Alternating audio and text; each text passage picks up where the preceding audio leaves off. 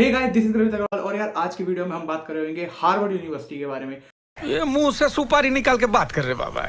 Harvard university आप सब जानते हैं यार क्या है हार्वर्ड यूनिवर्सिटी, तो उसी के बारे में आज के चर्चा हो रही होगी।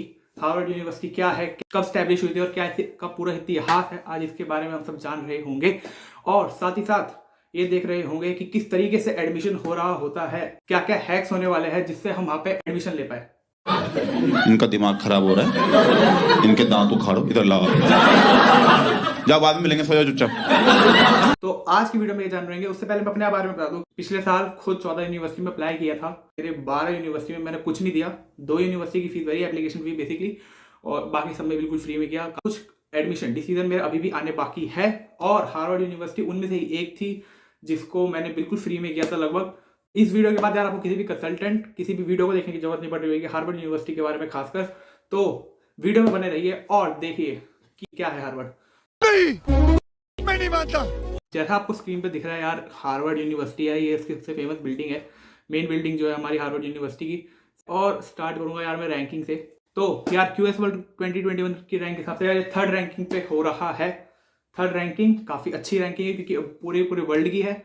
और ऊपर से यार अगर आप बाकी रैंकिंग्स की बात करें, टाइम्स की रैंकिंग हो गई, अदर रैंकिंग जो हमारी होती है, सब में 3rd के आसपास ही फ्लक्चुएट कर रही होती है। बाद में इसके बारे में बात करेंगे तो यार ये स्टैब्लिश हुआ था 1636, यानी लगभग 400 साल हो गए यार इस यूनिवर्सिटी को, लगभग। तो आपको अंदर जाके पूरी वो फीलिंग आ रही होगी। और आगे यार हम कैंपस साइज के बारे में बात करेंगे यार। कैंपस साइज, क्योंकि इंडिया में कैंपस साइज को ही हम सबके सब मानते हैं। कैंपस साइज इसका 5000 एकड़ से ऊपर है। 5000 एकड़ यार बहुत बड़ा एरिया होता है। और ये मत सोचना कि 5000 एकड़ क्यों है। बेसिकली यार ये यूनिवर्सिटी है, तो यूनिवर्सिटी में यार कॉमर्स के बच्चे हो रहे होते हैं, आर्ट्स के भी हो रहे होते हैं, साइंस के बच्चे भी पढ़ रहे होते हैं। तो बेसिकली यार ये बड़ी होनी ही है। ऊपर से हमें पता है कि यार यूएस कितना बड़ा है, वहाँ पे लोग कम है, तो ऐसा होता ही है। आगे यार हम बात कर रहे होंगे कनेक्टिविटी की, बेसिकली कहाँ पे लोकेटेड है। तो यार ये आपकी कैम्ब्रिज यूएसए में मिलती है। काफ़ी प्यारी जगह है यार ये, जहाँ पे ये लोकेटेड है। आसपास आपको इसके बसेस, कैब्स, सबवे स्टॉप सब हार्वर्ड के अंदर ही बीच मिल रहे होंगे। मज़ा आ रहा होगा एकदम से, क्योंकि डाउनटाउन भी यार आपका 12 मिनट दूर है। डाउनटाउन बेसिकली यार आपका होता है मेन एरिया, सिटी एरिया जो बॉस्टन है। तो वहाँ पे आपको सब कुछ मिल रहा होगा, मॉल से लेकर सब कुछ। तो सब कुछ काफ़ी पास ही है, सामने के सामने आपके MIT भी है भाई। क्या ही लोगे यार। इसके बाद हम बात करें यार एडमिशन प्रोसेस की और कुछ स्टैट्स की। तो यार हार्वर्ड का एक्सेप्टेंस रेट है यार 4.6, लेकिन 4.6 के होते हुए भी आप नीचे देखेंगे तो 23% स्टूडेंट्स जो हो रहे होते हैं, इंटरनेशनल स्टूडेंट्स होते हैं। यार जो आपका हार्वर्ड है ये आपको क्या क्या पहले ऑफर कर होता है ये बता देता है। तो applied mathematics, bio engineering, computer science, electrical engineering, mechanical engineering, और भी चीज़ें जैसे मेडिकल, बिजनेस, डेंटल, आर्ट्स, और काफ़ी सारी चीज़ें, तो जो दिमाग में आ रहा है, डांस वांस सब कुछ यहीं पे मिल रहा होगा। आगे हम देखते हैं यार हार्वर्ड में आपको क्या क्या चीज़ एकदम टॉप क्लास नंबर 1 मिलती है। तो यार रैंक 1 है हार्वर्ड कई सारी चीज़ों में। तो यार सोशल पॉलिसीज हो गई आपकी लीगल स्टडीज़ हो गई, आपकी साइकोलॉजी हो गई, social science, accounting, politics, history, medicine, economics, life science, theology, biological sciences, और भी बहुत सारी चीज़ें थी यार। गिनते थक जाओगे, ये नंबर 1 सीनियरिटी की इतनी सारी चीज़ें हैं। तो यार मेन मुद्दे की बात पे आते हैं, एप्लीकेशन रिक्वायरमेंट्स क्या क्या यार। एप्लीकेशन रिक्वायरमेंट्स यार ये अंडर ग्रेजुएट के लिए है स्टार्ट में, कॉलेज वालों के लिए मैं आगे बता रहा हूँ इसी वीडियो में। तो एप्लीकेशन रिक्वायरमेंट्स की बात करूँ यार, तो यार ये हमारे यार एक SAT स्कोर हमें चाहिए होते हैं यार। SAT बेसिकली क्या है यार, तो यार अपने SAT स्कोर यार अपना JEE मेन की तरह ही मान लो, एक एंट्रेंस टेस्ट ही होता है वहाँ का, ज़्यादा का यूनिवर्सिटी में आपको ये देना होता है। SAT या ACT कोई भी आप दे सकते हो। 1600 नंबर का ये पेपर हो रहा होता है, इंग्लिश और मैथ पूछी जाती है इसमें, आसान सा टेस्ट होता है एक। उसके बाद यार आपको एक इंग्लिश प्रोफिशिएंसी का टेस्ट देना होगा, जिसके अंदर मैंने आपको 2 ऑप्शन दे रखे, टॉफल और आइल्स। टॉफल आइल्स के अलावा भी आपको कई सारे टेस्ट हो रहे होते हैं, PTE हो रहा होता है, डुओलिंगो हो रहा होता है, लेकिन यार टॉफल आइल्स ऑलमोस्ट हर जगह ले रहे होते हैं। उसमें भी अगर आप यार पूछे कि यार मेरे को पैसा लगाना ही है, 15,000 रुपये का पेपर है, तो मैं कहाँ पर लगाना पसंद करूँ, तो यार मैं कहूँगा आइल्स मत दो, टॉफल दे दो। क्योंकि आइल्स यार अगर मैं 100 यूनिवर्सिटी में अप्लाई कर रहा हूँ, 91 आइल्स ले रही होगी, टोफल जो है 97 ले रही होगी। ऑल ओवर द वर्ल्ड की बात कर रहा हूँ, तो टोफल सभी ले रहे होते, तो वहाँ पे डालना सही है पैसे आपकी। उसके बाद आपको चाहिए होती है एक school report. School report basically क्या होती है यार आपकी, तो स्कूल रिपोर्ट आपकी जो होती है, स्कूल रिपोर्ट आपकी बेसिकली एक पूरी मार्कशीट होती है, 9 से 12 के सारे ग्रेड्स होते हैं जो स्कूल रिपोर्ट में आ रहे होते हैं। ये जो आपके ग्रेड्स है आप भेज रहे होते हो, अगर आप 12th के स्टूडेंट हो तो आपको पहले आपके प्रेडिक्टेड स्कोर देने होते हैं। उसके बाद यार आपका लेटर ऑफ रिकमेंडेशन होता है जो आपको देना होता है। लेटर ऑफ रिकमेंडेशन क्या होता है यार? लेटर ऑफ रिकमेंडेशन आप अपने टीचर से लिखवाते हो, जिसमें आपके बारे में आपके लिखा होता है टीचर्स ने कि आप किस तरीके से किसी भी यूनिवर्सिटी के लिए एसेट बन सकते हो। 2 टीचर से लिखवा लेना चल जाएगा, लेकिन 3 मैं कहूँगा लिखवाना जरूर, क्योंकि क्या होता है कई बार यार मिसप्लेस हो जाते हैं, तो 3 सही रहता है लिखवाना। तो उसके बाद आपको ऐसे सबमिट करने होते हैं, ऐसे आपको बड़े अच्छे लिखने पड़ेंगे। या स्कॉलरशिप के लिए आपको CSS प्रोफाइल भरनी होती है। CSS प्रोफाइल क्या होती है? इसमें आपका पूरा का पूरा टैक्स रिपोर्ट वगैरह जा रही होती है आपके पेरेंट्स की, और पूरा इनकम टैक्स के बारे में आपको पूरा उसमें देना होता है, और आपको साथ में बिजनेस और फार्म सप्लीमेंट देने होते हैं। टैक्स रिपोर्ट भरनी पड़ती है, स्टूडेंट्स और पेरेंट्स, मतलब आपकी खुद की टैक्स रिपोर्ट और पेरेंट्स की टैक्स रिपोर्ट, तो ये सब आपको देना पड़ता है इसके अंदर। तो यार पिछले कुछ स्टैट्स बता देता हूँ कि किसने स्कोर रिस्पेक्टेबल होते हैं। यार ये कुछ ज़रूरी नहीं है कि आपका इतना ही हो, ये बेंचमार्क नहीं है, ये बस ये है कि उनके चांसेस बढ़ जाते हैं, 10 गुना ज़्यादा चांसेस होते हैं उनके जिनके ये स्कोर आ रहे होते हैं। तो SAT में यार 1600 में से 1540, ACT 36 नंबर का 36 नंबर का टेस्ट हो रहा होता है, तो 34 से 36, और या IELTS की बात करूँ तो 7.5 8 के करीब लिया और 9-10 नंबर का आपका पेपर होता है, तो उतना ही ज़रूरत होती है, काम चल जाता है। TOEFL में 110-120 में से, तो इनके यार जो जिनके ये स्कोर आ रहे होते हैं उनके चांसेस 10 गुना ज़्यादा बढ़ जाते हैं। तो यार अब बात करते हैं आइडियल एप्लीकेशन के बारे में। तो आइडियल एप्लीकेशन में हमारा क्या क्या हो रहा होता है? सबसे पहली बात, आपके पास यार passion, love for your study area, आपके पास पैशन होना चाहिए, आपके पास आपके स्टडी एरिया के प्रति आपके पास एक प्यार होना चाहिए, जिसको आप अपनी हर एक चीज़ में दिखा रहे होंगे। अगर आपके पास वही नहीं होगा तो आपको वो नहीं लेंगे। तो आप स्कॉलरशिप के थ्रू अगर जाएंगे तो यार उनको अपना पैसे कहीं पे इन्वेस्ट करना है तो वो अच्छी जगह करेंगे, तो इसमें आपको पैशन होना काफ़ी ज़रूरी है। साथ ही साथ यार आपको रिस्पेक्टेबल वर्क चाहिए होता है, मतलब कुछ ना कुछ काम, या तो आपने प्रोजेक्ट्स बना रखे हो, या तो आपने इंटर्नशिप कर रखे हो, या आपने कुछ ना कुछ ऐसा कर रखा हो जो शो करे कि आपको यार ये पर्टिकुलर स्टडी एरिया में आपको चीज़ें आती है। बाद में यार मैं बात करूँगा यार सोशल वर्क यार लिख के ले लो, सबसे इंपॉर्टेंट है सोशल वर्क। सोशल वर्क क्या होता है? सोशल वर्क क्या बेसिकली आपका NGO से कनेक्शन होता है। जो भी काम आपने फ्री में किया, बेसिकली आपने फ्री में बच्चों को पढ़ा दिया हो गया, या आपका फ्री में अलग अलग चीज़ हो गई, ये सब चीज़ आपका सोशल वर्क में आ रहा होता है। उसके बाद नेशनल और इंटरनेशनल लेवल टेस्ट। नेशनल और इंटरनेशनल लेवल टेस्ट में आपके यार ओलंपियाड्स हो गए, आपके एंट्रेंस टेस्ट होते हैं, कई सारे होते रहते हैं, अलग अलग कॉन्टेस्ट होते हैं। कुछ स्टैट्स की बात करूँ, लोग जिन्होंने ये दिए होते हैं वो चांसेस उनके बढ़ जाते हैं। ऑप्शनल है वैसे पूरी की पूरी चीज़, जरूरी नहीं है इंटरनेशनल लेवल टेस्ट दो, ओलंपियाड्स दो, उनके बिना भी हो रहा होता है। मैंने जैसे कहा चांसेस बढ़ते हैं, लेकिन हो रहा होता है। और लोग अभी ऐसे यार आपके ग्रेड होने चाहिए, ऐसे अगर आपके अच्छे होंगे आप डेफिनेटली अंदर जाओगे, क्योंकि यार बेसिकली वो आपके बारे में जानना ही चाहते हैं, क्योंकि आप उनसे मिलते नहीं हो और पूरे के पूरे प्रोसेस में तो आपके बारे में जान रहे होंगे कि ऐसे कमाल के होने चाहिए। टाइम देना अच्छा खासा 1.5 से 2 महीने। उसके बाद यार बात करूँगा मैं, रिस्पेक्टेबल स्कोर्स होने चाहिए यार, स्कोर्स आपके अच्छे होने चाहिए। ये नहीं कि यार 1600 में से ऐसे ठीक है आपके 900 नंबर आ रहे, थोड़े से स्कोर्स अच्छे रखना। प्रोजेक्ट्स की बात करूँ यार, प्रोजेक्ट्स जैसे मैंने पहले भी कहा, प्रोजेक्ट्स बना के रखना काफ़ी ज़्यादा वैल्यूबल होते हैं। जैसे कंप्यूटर साइंस के लिए अगर अप्लाई कर रहे हो तो कंप्यूटर साइंस के अंदर ऐप डेवलपमेंट में हो गया, वेब डेवलपमेंट में कुछ हो गया, कुछ आपने कोडिंग कर रखी हो, कुछ आपने कॉम्पिटिटिव कोडिंग कर रखी हो, काफ़ी ज़्यादा यार मायने में होती है ये सब चीज़ें भी। तो कॉम्पिटिटिव कोडिंग हो गया, ये सब हो गई चीज़ आप करोगे तो आपकी एक अलग इमेज बनती है। Also areas like sports, debate, blogging, dance, singing, मतलब यार वो बेसिकली ये देखते हैं कि आपको इन सब चीज़ों से, एकेडमिक से हट के आपको क्या क्या चीज़ें आ रही होती है, तो आपका थोड़ा बहुत हाथ होना चाहिए, या तो स्पोर्ट्स में, डिबेट्स में, ब्लॉगिंग, डांस, सिंगिंग, जो भी आपको आता है कुछ ना कुछ उसको आपको करते रहना है। अगर ये करोगे आपके चांस बहुत ऊपर हो जाएंगे, अगर नहीं करोगे तो भी चल जाएगा। लेकिन एक यार मास्टर टिप कि बहुत सारी चीज़ों के पीछे मत भागना, अलग अलग चीज़ें मत करना, फोकस करना 2 या 3 चीज़ों पर, उसे एकदम अच्छे से कर देना, यही सबसे बढ़िया एक मूल मंत्र है।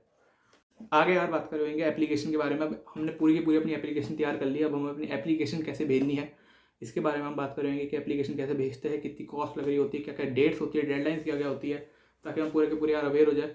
तो यार एप्लीकेशन फ़ीस जो होती है, सबसे पहले आपको बता दूँ, वो $75 यानी कि 5,500 रुपये करीब आसपास हो रही होती है। हाँ।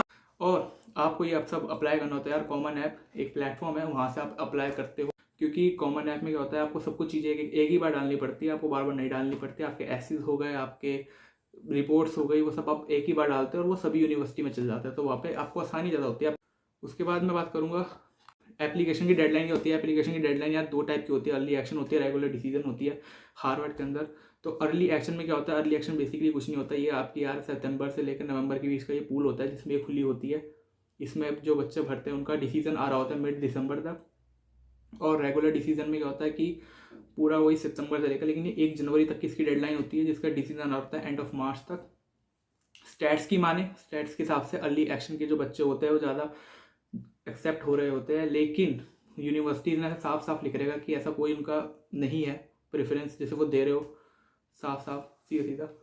तो कभी भी भर दो, लेकिन यार अर्ली एक्शन में हो सके तो भरना, क्योंकि खुद ही सोचो कि अर्ली एक्शन में जो भर रहे होते हैं लोग, वो पहले से तैयारी करके बैठे, जब भी वो पहले भर रहे हैं तो उनकी एक्सेप्ट होने के चांस पहले ही ज़्यादा हो जाते हैं, इसलिए वो पहले भर रहे हैं। साथ ही साथ यार आपका यार CSS प्रोफाइल की बता दूं मैं, CSS प्रोफाइल की जो डेट होती है यार, अगर आप अर्ली एक्शन में भर रखा आपने तो आपकी मिड नवंबर तक हो रही होती है अर्ली एक्शन के अंदर। और रेगुलर डिसीजन अगर आपने भरी है तो मिड फरवरी के करीब आपकी डेडलाइन हो रही होती है। CSS प्रोफाइल कितने पैसे लग रहे होते हैं, CSS प्रोफाइल के लग रहे होते हैं $16 यानी 1100 रुपये के करीब। और उसके बाद आपके यार जब आपने सब कुछ कर देते हो, आप सब चीज़ें भर देते हो, उसके बाद आपका इंटरव्यू होता है। इंटरव्यू में क्या होता है यार, इंटरव्यू में आपका जनरल क्वेश्चन पूछे जाते हैं आपके रेज्यूमे, आपकी एप्लीकेशन से रिलेटेड, और एंड ऑफ नवंबर में हो रहा होता है अगर आपने अर्ली एक्शन में भरी है। और अगर आपने रेगुलर डिसीजन में भरी है तो ये यार फरवरी के एंड में या मार्च के फर्स्ट वीक में हो जाता है ज़्यादातर।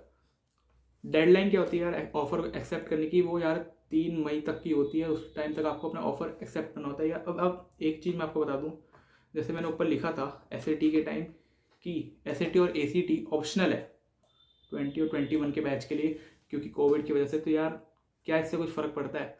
बेसिकली क्या होता है, जैसे मैंने आपको जितने भी पॉइंट्स बताया, SAT हो गया, ACT हो गया, आपका इंग्लिश प्रोफिशिएंसी टेस्ट हो गया, आपकी एक्स्ट्रा करिकुलर, ये सब चीज़ आपकी एक्स्ट्रा करिकुलर में ही आएगी। जो मैंने आइडियल एप्लीकेशन के नीचे चीज़ें बताई, ये सब आपके स्पोर्ट्स वगैरह, आपके प्रोजेक्ट्स वगैरह, आपकी जितनी भी चीज़ें सोशल वर्क वगैरह, वो एक्स्ट्रा करिकुलर में आ रहा होता है। तो उसके कुछ पॉइंट्स हो रहे होते हैं, स्कूल रिपोर्ट के कुछ पॉइंट्स होते हैं, लेटर ऑफ रिकमेंडेशन के कुछ पॉइंट्स होते हैं।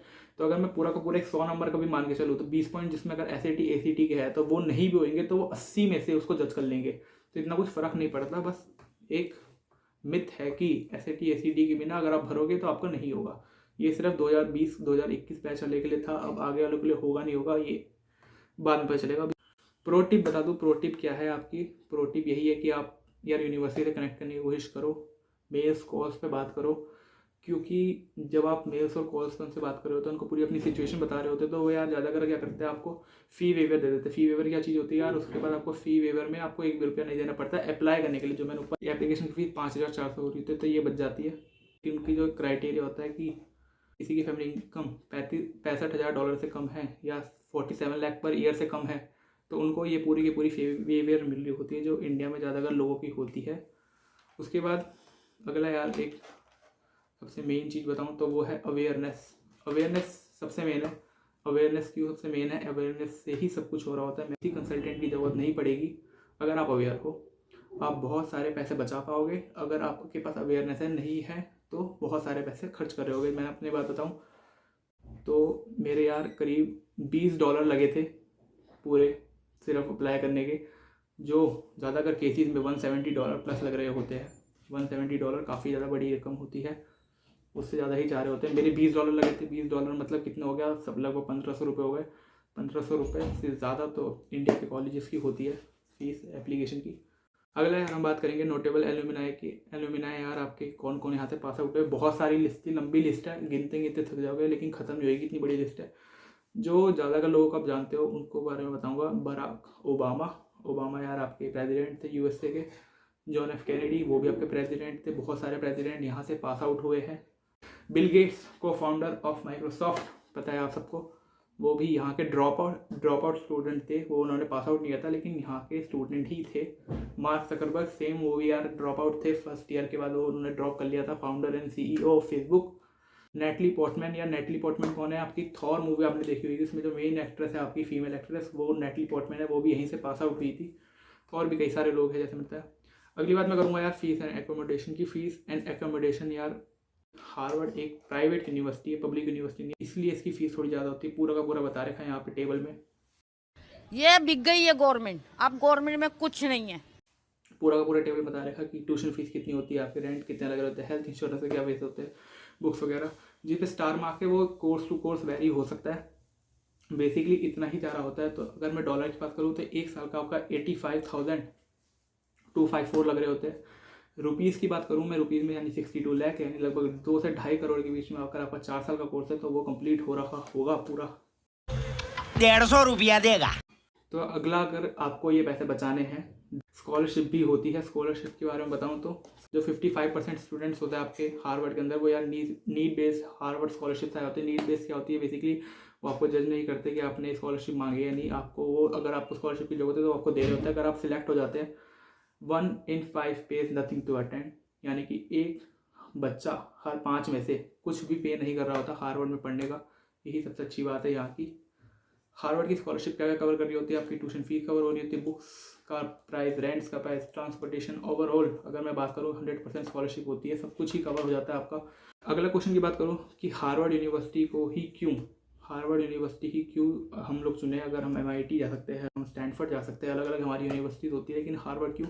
यार हार्वर्ड में आपको एक तो फैकल्टी कमाल के मिल रहे होते हैं, सभी मतलब PhD, नोबेल प्राइज विनर, ऐसे लोग वहाँ पे फैकल्टी होते हैं, तो काफ़ी ज़्यादा बढ़िया चीज़ होती है। आर्ट्स, साइंस सब में बेहतरीन होते हैं, फिजिक्स, साइकोलॉजी तक सब कुछ कमाल का होता है। अगली बात करूँ यार, आईवी लीग का टैग मिल रहा होता है। आईवी लीग का टैग क्या है यार? ये आईवी लीग जो है एक काफ़ी प्रेस्टीजियस टैग होता है, हर कॉलेज के पास नहीं होता, सिर्फ US में कुछ ही कॉलेज के पास ये टैग है, तो उसमें ये यार बेस्ट आईवी लीग कॉलेज है। दूसरी बात यार, आपको दिखे होगा एलुमनाई नेटवर्क बहुत बढ़िया है, काफ़ी सारे प्रेसिडेंट निकले हुए हैं, काफ़ी सारे आपके एक्टर्स निकले हुए हैं, कुछ आपके कई सारे स्टार्टअप्स हैं, कई आपके बढ़िया बढ़िया $1 बिलियन आपके अलग अलग कंपनीज़ है।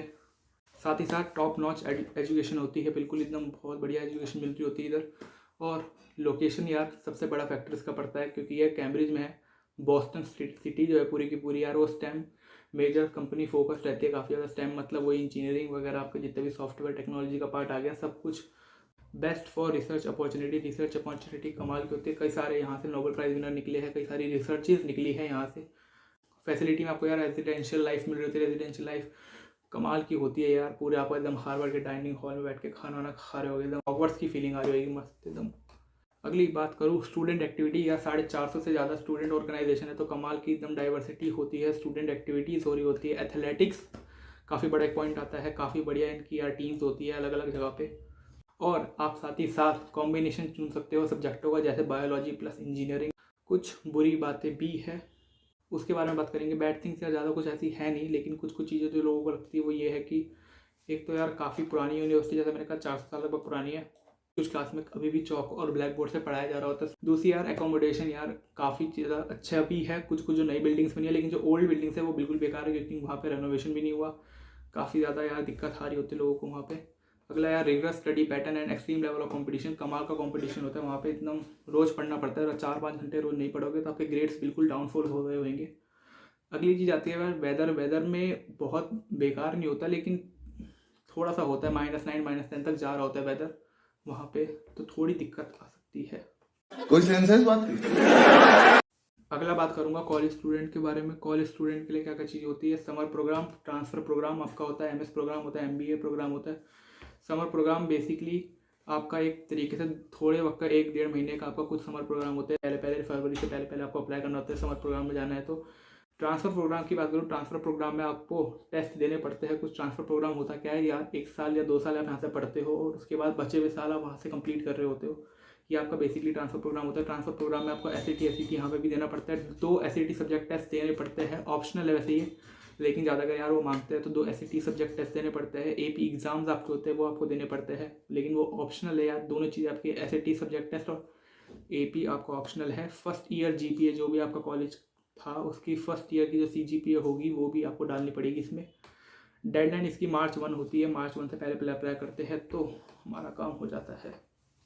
आगे बात करूँगा MS प्रोग्राम की। MS प्रोग्राम की बात करूँ तो GRE टेस्ट आपको देना पड़ता है, GRE से आपका हो रहा होता है, और बाकी सब चीज़ें आपकी सेम ही होती है। एक्स्ट्रा करिकुलर चाहिए होता है, आपको एक्सपीरियंस होना चाहिए, जो बात मैंने ऊपर डिस्कस करी अंडर ग्रेजुएट के लिए। थोड़ी बहुत सारी चीज़ें लगभग वही चीज़ें जारी होती है, letter of recommendation and all. सिर्फ टेस्ट आपका चेंज होता है, आपको लैंग्वेज टेस्ट भी देना पड़ता है। डेडलाइन की बात करूँ इसकी मिड दिसंबर के करीब इसकी डेडलाइन होती है।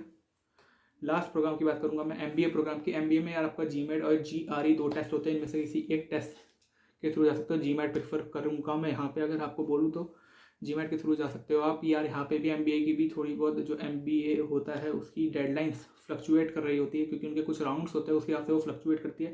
जो मैंने ऊपर डिस्कस करी वो सबके लिए एप्लीकेबल हो जाती है। फाइनल वर्डिक्ट की बात करूँ मैं, फाइनल वर्डिक्ट जो होगा कि इतनी सारी अच्छी चीज़ें और बुरी चीज़ों के होने के बाद still it is one of the prestigious institute with Ivy tag, और यहाँ की जो एक्सपीरियंस और वाइब्स होंगे वैसे ही आप सोच भी नहीं सकते, कमाल की आपको वाइब्स मिल रही होगी। हार्वर्ड जो है आपका यूनिवर्सिटी नया एक लेगेसी है, ये ड्रीम है। सो अपनी स्किल्स बढ़ाओ, बढ़िया से काम करके एटलीस्ट अप्लाई जरूर करना। Don't dream for Harvard if you are not ready to work hard. आपको पहले काम नहीं करना होता, बाद में ज़्यादा काम करना होता है। हाँ भाई,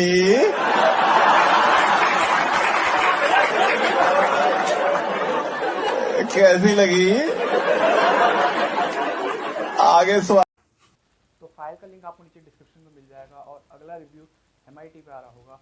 अगर आपको किसी और यूनिवर्सिटी का रिव्यू चाहिए तो आप नीचे कमेंट में बता सकते हैं। अगर वीडियो अच्छी लगी हो तो लाइक करना, चैनल को सब्सक्राइब करना, और इसमें काफ़ी वैल्यूएबल कंटेंट है तो इसे अपने दोस्तों के साथ, अपने जूनियर सीनियर के साथ शेयर भी करना। खत्म, बाय बाय, टाटा, गुड बाय, गया।